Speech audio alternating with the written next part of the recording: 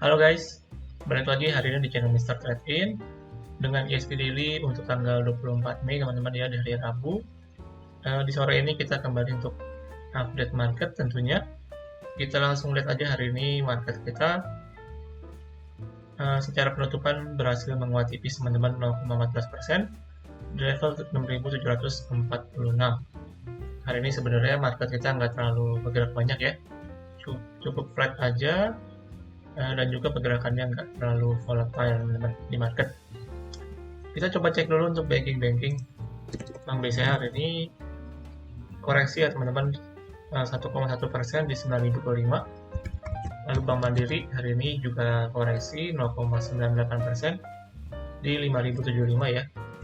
Lalu Bank BNI hari ini juga kembali melemah, tertekan 1,4% di 8.825. Sedangkan yang cukup menguat hari ini Bank BRI yang kembali ditutup di 5.600, menguat 1,82%. Kemudian kita coba pantau untuk Garuda Indonesia ya, hari ini kelihatannya juga kembali arah teman-teman, auto reject atas, menguat 8,77% ya. Ini kita coba pantau aja dia sampai kapan ya akan arahnya. Saya sih nggak saranin teman-teman buat ikut ya, karena ditakutkan nantinya akan kembali untuk memakan korban teman-teman. Oke, kita coba langsung lihat aja untuk sektoral hari ini. Terpantau mayoritas, maksudnya mix teman-teman ya, bervariasi hari ini.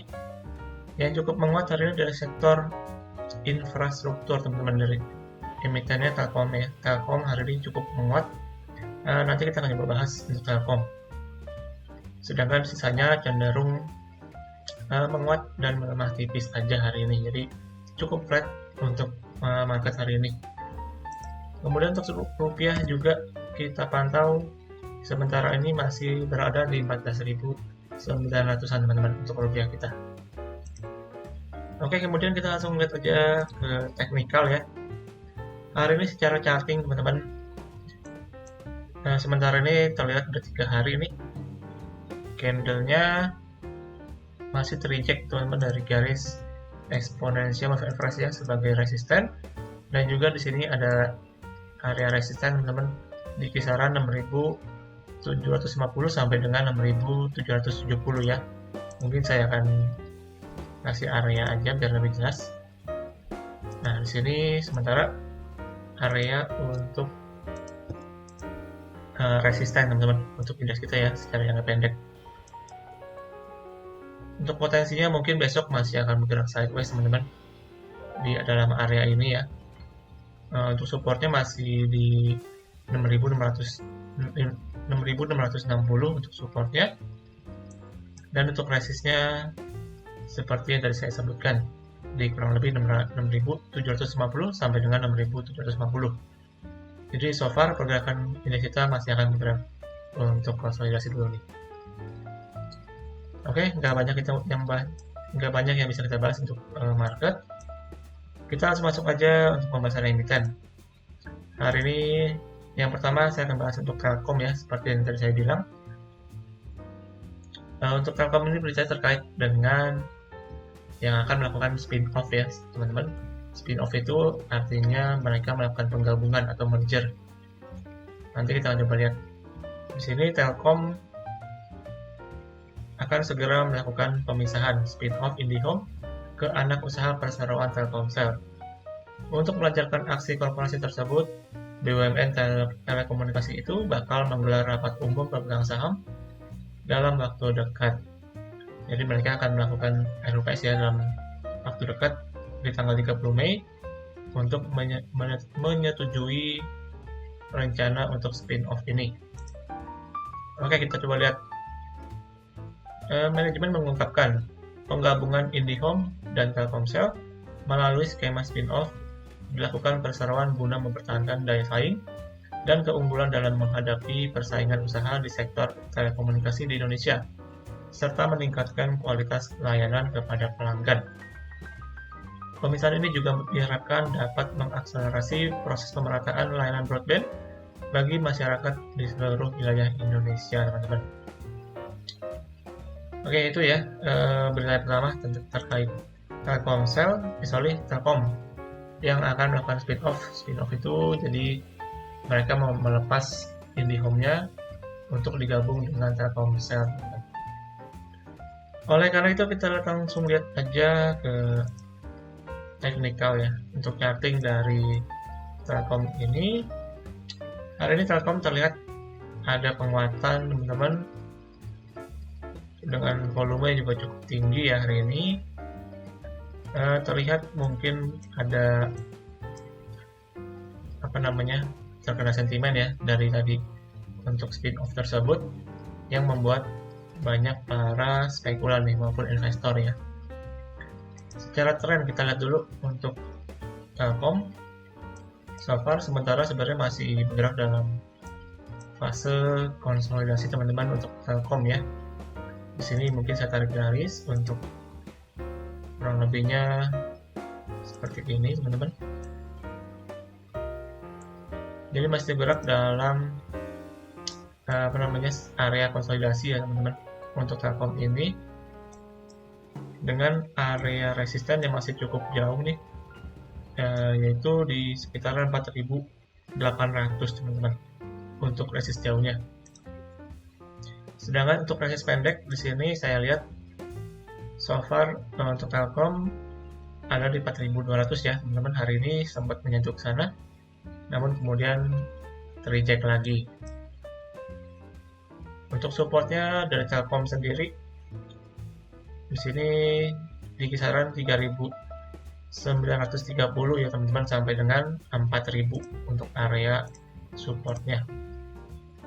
Jadi buat teman-teman yang mau coba spekulasi masih bisa di area supportnya teman-teman. Apalagi saya rasa ini untuk Telkom sendiri akan segera melaksanakan rapat umum dan di sana juga akan membahas mengenai dividen teman-teman.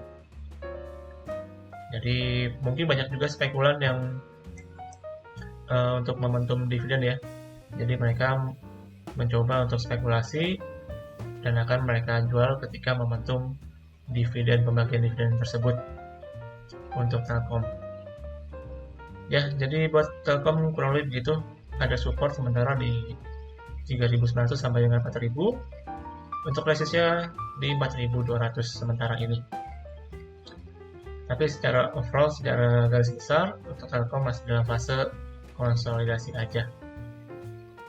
Oke, next yang kedua, teman-teman, hari ini kita akan bahas ini emiten NCKL yaitu Trimegah apa ya, saya lupa teman-teman ya. Trimegah Bangun Persada kalau nggak salah. Ini emiten nikel yang kemarin itu baru listing ya teman-teman. Di sini kita coba lihat NCKL membangun pabrik untuk produksi bahan baterai listrik teman-teman. Kita coba lihat PT Trimegah Bangun Persada mengumumkan kesiapannya untuk memproduksi nikel sulfat. Nikel sulfat itu merupakan salah satu material inti dalam pembuatan baterai listrik teman-teman ya. Aktivitas tersebut bakal dilakukan melalui salah satu anak perusahaan yaitu PT Halmahera Persada Region atau PT HPL. Sekretaris perusahaan NCKL mengungkapkan saat ini pabrik nikel sulfat yang berlokasi di Pulau Obi, Halmahera Selatan, Provinsi Maluku Utara tersebut sudah memasuki tahap peningkatan yang signifikan untuk mencapai kapasitas produksi secara penuh. Oleh pihak NCKL, pabrik nikel sulfat ini diklaim sebagai pabrik pertama di Indonesia dan terbesar di dunia dari sisi kapasitas produksi. Oke, itu terkait berita dari NCKL yang dimana mereka mengklaim membangun sebuah pabrik ya teman-teman untuk produksi bahan baterai kendaraan listrik. Oke, kita coba langsung lihat untuk teknikalnya ya. Untuk NCKL di sini terakhir dia baru listing di tanggal 12 April teman-teman. Untuk harga IPO-nya kita coba lihat juga ya. Nah, untuk IPO sendiri kita coba lihat NCKL ya teman-teman. NCKL. Nah, NCKL ini listing 12 April dengan harga IPO-nya itu di 1.250 ya. Nanti kita tanda dulu untuk harganya kurang lebih di 1.250.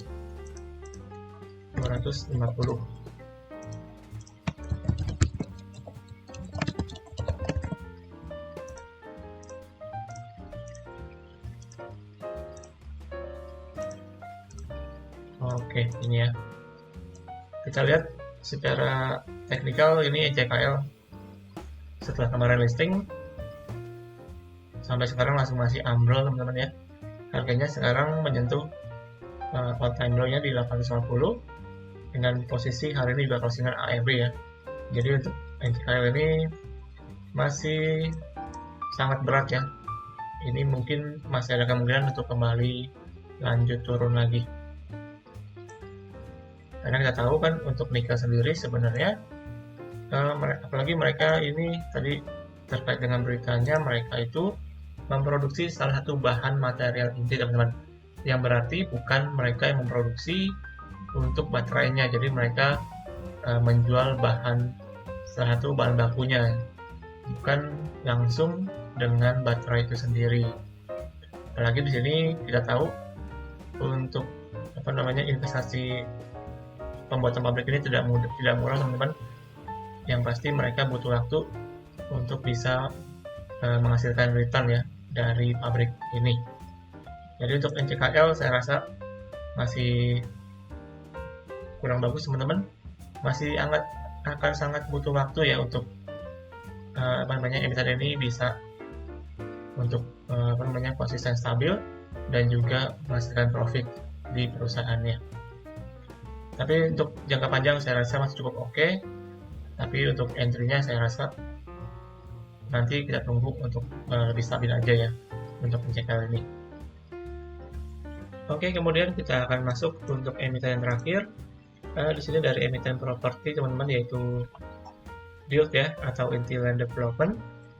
Di sini berita terkait dengan laporan keuangan mereka yang dimana per kuartal 1 kemarin itu mereka membalikan rugi menjadi laba teman-teman. Kita coba lihat ya. Emiten properti yaitu PT Inti Land Development berhasil mencatatkan laba di 3 bulan pertama 2023 sebesar 30,38 miliar rupiah.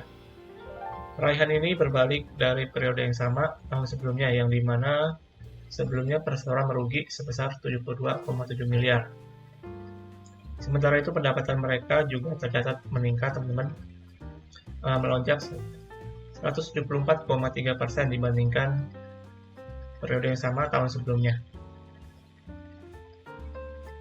Peningkatan pendapatan tersebut ditopang dengan pengakuan penjualan dari apartemen 57 Promenade teman-teman. Selain itu peningkatan tersebut juga dikontribusi dari segmen pengembangan lainnya seperti kawasan perumahan, industri dan juga properti investasi. Dan juga terkait dengan DILT ini, hari ini mereka melaksanakan rapat umum untuk teman-teman ya, yang dimana mereka mengangkat Bapak Sofyan Jalil menjadi wakil komisaris utamanya. Jadi ada pergantian dari struktur komisaris mereka nih untuk DILT ini. Kita coba lihat untuk teknikalnya. Untuk DILT. Nah, DILT ini merupakan sahamnya salah satu Bapak Lo Keng Hong teman-teman ya. Jadi Bapak LKH juga punya saham ini, saya rasa kemarin kita sempat lihat ya. Untuk DILT ini terakhir sempat naik dengan signifikan, kurang lebih dari 160-an, sekarang udah di 220, jadi peningkatannya kurang lebih hampir 40% teman-teman. Nah untuk DILT ini secara trennya ya kita lihat sebenarnya cukup bagus. Sementara ini untuk DILT so far dia setelah kemarin berhasil breakout beberapa resisten, dia kelihatannya sekarang melalui udah on progress menuju bullish teman-teman. Saya rasa ya untuk DILT ini. Cuman di sini ada satu resisten yang cukup penting Yang cukup kuat juga saya rasa itu di 226. Ini resist penting, yang sangat penting menurut saya untuk DIRT ini bisa melanjutkan penguatan ke atas. Kalau misalkan ini berhasil tembus, maka nextnya saya rasa bisa ke sekitar 250-an untuk DIRT. Kemudian untuk secara time frame daily-nya, so far di sini belum terlihat adanya koreksi teman-teman. Jadi mungkin di sini ketika kepentok ya mendekati resist, biasanya mungkin akan terjadi rejection. Jadi untuk potensinya mungkin akan sedikit dulu terjadi koreksi maupun juga konsolidasi teman-teman, membentuk semacam pattern. Dan nanti kita lihat lagi apakah mereka, maksudnya emiten ini berhasil bertahan di support tertentu dan nanti akan kembali melanjutkan penguatan. Sementara untuk area yang bisa dipantau untuk DIRT ini saya rasa kurang lebih teman-teman saya menggunakan Fibonacci ya. Di sini untuk Fibonacci-nya kita lihat kurang lebih mungkin area-area yang akan dituju teman-teman untuk DIRT ini ketika koreksi itu di sekitaran 180 teman-teman sampai dengan kurang lebih 200 ya. Di sini area yang bisa dipantau menurut saya. Kalau teman-teman ada yang mau coba untuk entry di emiten 1 ini ya, kurang lebih di area petak hijau ini yang saya gambarkan. Di sini juga terlihat ada beberapa area support, jadi saya rasa kalau misalkan menuju ke sana masih bisa akan kepantau teman-teman atau bertahan ya di area tersebut.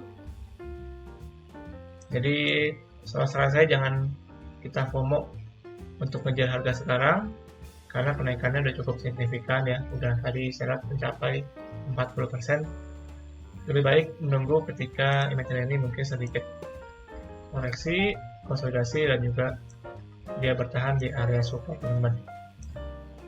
Gitu ya. Jadi untuk emiten ini jangan dikejar, lebih baik menunggu sampai dia terjadi koreksi di area-area support teman-teman ya. Kurang lebih seperti itu untuk DIRT pantauannya. Nanti kita akan update lagi misalkan ada sesuatu yang menarik ya di emiten ini teman-teman. Oke, begitu aja untuk hari ini untuk 3 emiten yang tadi saya sudah bahas. Yang pertama ada Telkom, yang kedua ada NCKL ya teman-teman. Yang ketiga juga ada DIRT di sini, dan juga berakhir untuk pembahasan kita di ISG Daily hari Rabu teman-teman ya, tanggal 24 Mei 2023. Oke, seperti biasa, thank you ya buat semuanya yang udah nonton sampai akhir video ini. Jangan lupa untuk lakukan kembali analisa ulang untuk setiap analisa yang saya berikan.